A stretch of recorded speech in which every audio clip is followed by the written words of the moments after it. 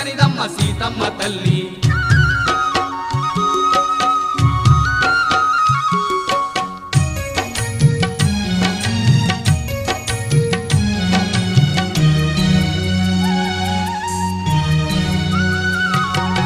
వీరాధివీరుడు వీరమాతాసుతుడు ధరణిలో ధర్మాన్ని నిలుపంగా ఆనాడు రామావతారుడై రక్కసుల దృంసంగా అవతరించినాడు దశరథ రాముడు